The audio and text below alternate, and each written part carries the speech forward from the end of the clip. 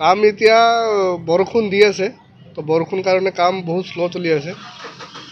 নদীৰ ভিতৰত পানী লাহে লাহে কমি আছে, তাৰপিছত কাম স্পীড বাঢ়িব। কিমান দিনৰ ভিতৰত সম্পূৰ্ণ হ'ব? য'ত যিমান কামৰ স্পীড আছে এইটো ধৰিলে আপোনাৰ মাৰ্চ 2026 ক্লিয়াৰ হ'ব কাম। 2026। এইটো কি কোম্পানীৰ পৰা কামটো কৰি আছে? এইটো ST সিংলাক কনষ্ট্ৰাকশ্যন প্ৰাইভেট লিমিটেড, চণ্ডীগড়ৰ কোম্পানী হয়। এইটো আপোনাৰ বালিচাপুৰীৰ পৰা লৈ কিনি বংগালমাৰা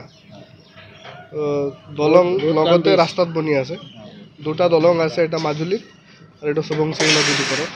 এইটো আপোনাৰ ধৰক ফিজিক্যালি প্ৰগ্ৰেছ 30% হৈ গ'ল আৰু ফিনান্সিয়েল প্ৰগ্ৰেছ 23% হৈছে।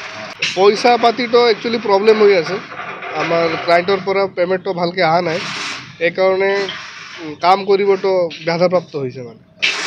মানে মাহৰ বিলটো জমা হয় কিন্তু বিলটো ক্লিয়াৰ নহয় ডিপাৰ্টমেণ্টৰ পৰা। বন্ধ হোৱাৰ সম্ভাৱনা আছে নেকি কাম?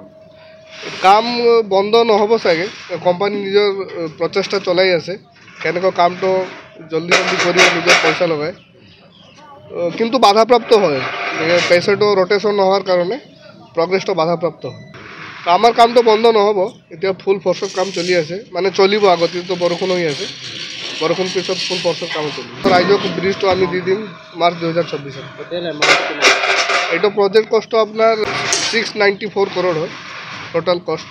पानी की वजह से काम स्लो था, अभी स्पीड पकड़ रहा है और काम जो है हमारा मार्च 2026 तक कंप्लीट हो जाएगा।